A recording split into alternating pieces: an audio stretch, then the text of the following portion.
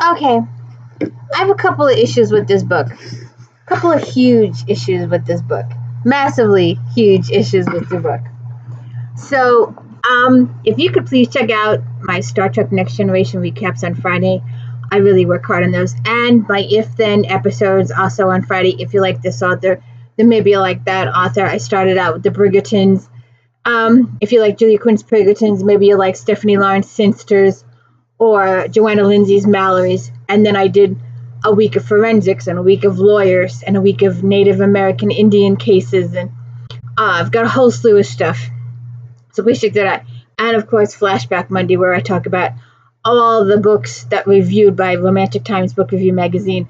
The last couple of ones I've really gone overboard, and one of them was 70, one was over 60 books. And then, of course, my daily book reviews, where we are doing J.R. Ward's Black Dagger Brotherhood, Victoria Thompson's Gaslight with Sarah Brandt and Frank Malloy, and also Alex Cross's, or James, I keep doing that, James Patterson's Alex Cross series. And this is book 8 in the series. And I think I've got all the rest of them. I'm missing a couple. But it was hard to get the first couple. And before I forget, it's nice to meet you. I'm Christina KRSTNA. This is the D. Louise book series. This is where we read books and talk about books. No special effects, poor lighting, poor audio, poor visual, everything like that.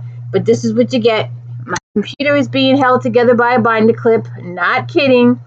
The bottom fell out, and the binder clip is doing a really good job. I just have to remember to put stuff under it because it has a tendency to scratch up furniture. So we gotta do that. So anyways, this is book 8 in the series, and I have some major issues with this book. The first, I have some questions about Alex. Now, he's supposed to be working for the Washington, D.C. police, and then as an FBI liaison. And we know from previous books that his boss in D.C. hates his guts because Alex makes the newspapers and has all these articles and stuff like that written about him. And we know his boss hates him. So, does his boss agree to let him have time off for all these other cases? We didn't see the boss at all on this one, not zero.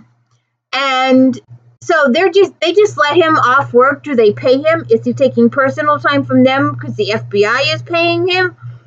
Who is paying for Alex to jump on a plane and renting cars from all these different places and eating out in all these different restaurants?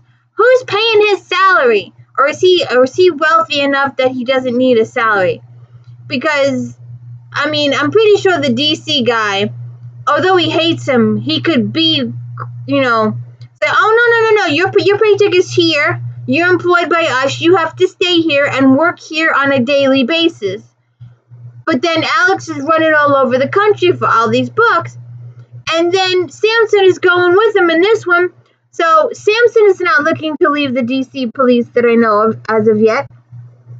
So what's going on with his butt? Does he have all this family leave, or do they consider it police time, or are his coworkers jealous that these two get to globetrot all over the world and handle all these different cases, and they have to stay in DC and handle this stuff in DC? I just have those issues. And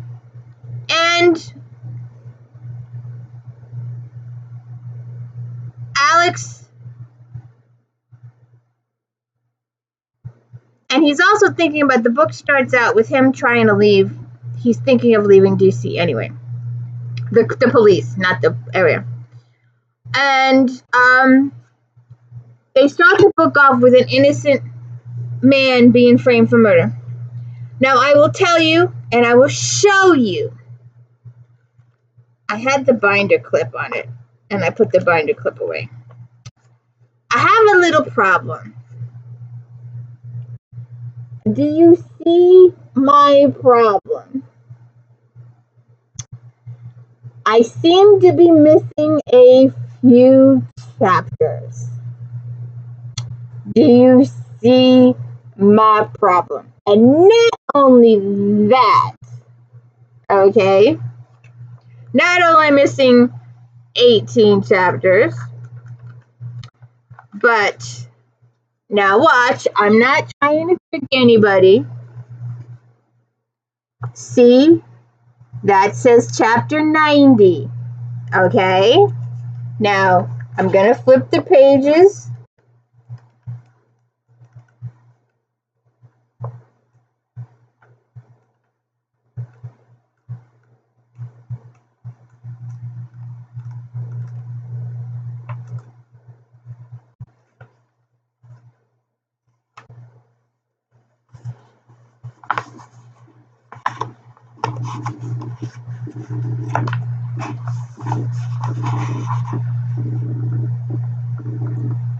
You see my problem? I've got chapters 90 through 99 twice. You see it? Yes. See my problem. So I don't know how they discovered who done it, because I'm missing those 18 chapters. And then I have some chapters twice. So, and this book was kind of warped. I am reading the series, and well, I have to see my notes. I'm reading the series in order, and I got frustrated that I was unable to find this book locally. So I ordered it from Amazon, because if I'm gonna pay $10 for a book, I want a book. I don't want no e-book. I want a physical book. So you can see that it's a little, I don't know if you can tell. Can you see it's a little warped? And then it's got a little nick up here, which is driving me crazy that you can see it.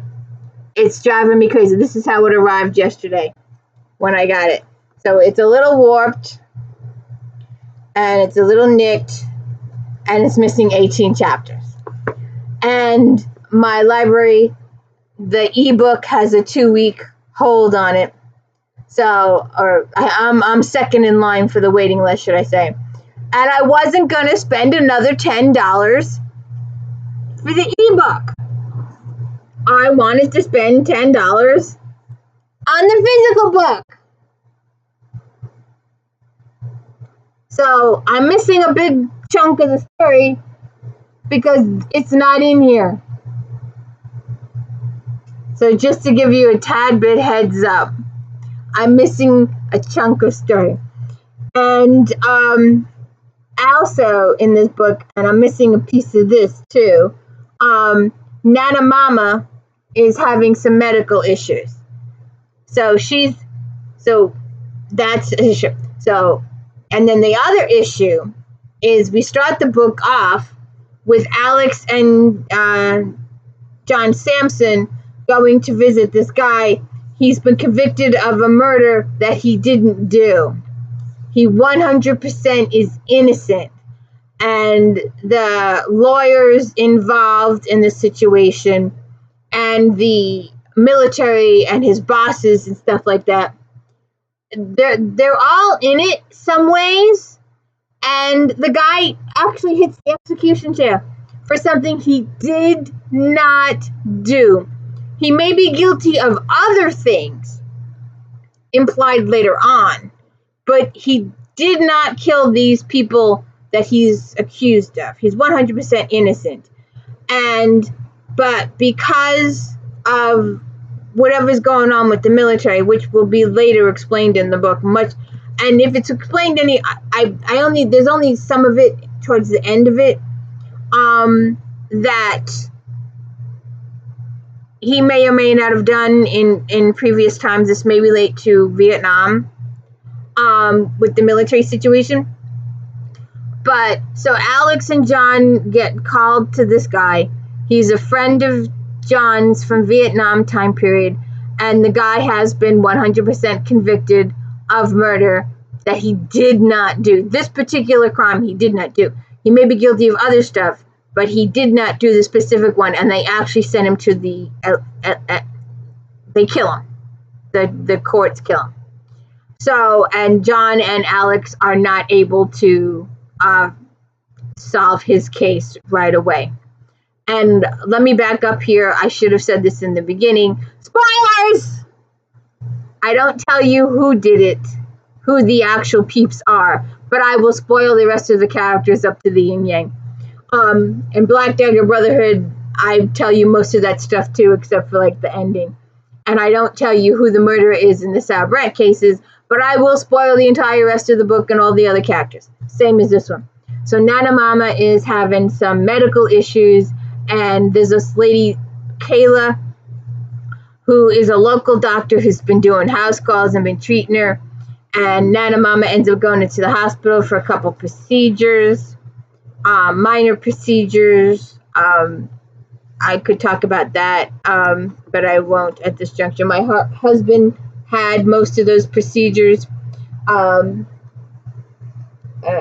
tell you, the reigning trait in the DeLuise men is baldness, telling stupid jokes and making everybody laugh at every party, and heart issues. All of my husband's line have the heart issues. They are very, very, very, very, very distantly. I think we figured it out with Dom's sister at one point that we were about 12th cousin, so very, very distant. But they do have the comedy in common.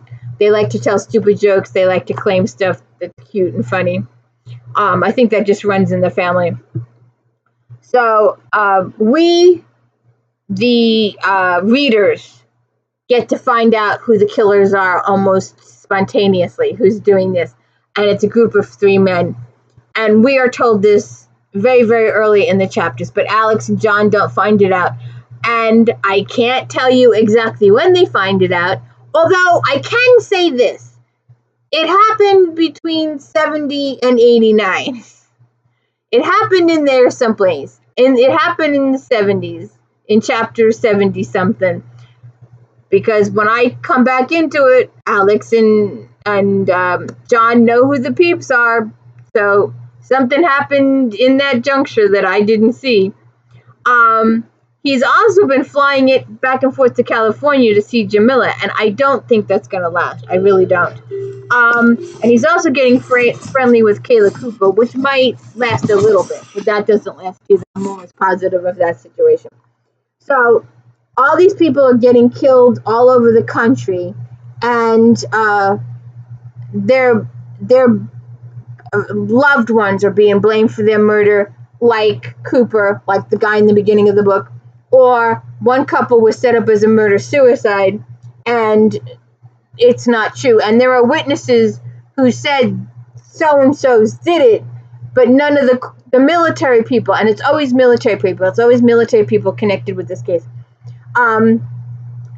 always say that this is a slam dunk, they've got all the evidence, the forensic evidence, done deal. But there are other people that say, oh no, we saw this and we saw that, but they're not allowed to testify, and if necessary, they're killed to keep them shut up. So I do not know what's going on there, but it's all explained at the end of the book, what was going on with the military and why there was a big, huge cover-up, and why the powers that be all the way up to the Pentagon, because Alex actually goes to the Pentagon at one point, and they're covering it up too. So that's basically your book. And for a long, long time, and like I said, since I'm missing those chapters, I missed a little bit of chunky here. But it says 4 blind mice. It says 4 blind mice. And the whole chapter, the whole book, 3, 3, 3, 3, 3, 3, 3, 3, 3, 3, 3. And then towards the very end, it turns out that the 3 were getting orders from a 4th. And this is a huge master plan. Yes, ma'am. Yes, ma'am. Ow, where's your mouse?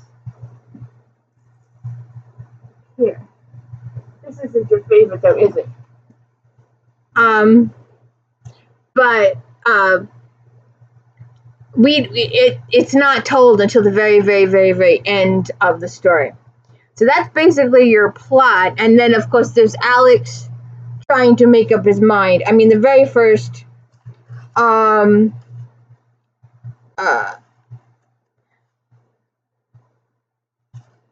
what does he say here? You know you have to go down there, John, Nana says. Make this your last case. You have to promise me that this will be your last case. So he promises that this is his last case. For the DC cops, anyway. So you have to, obviously, there's 20-something more books to go yet.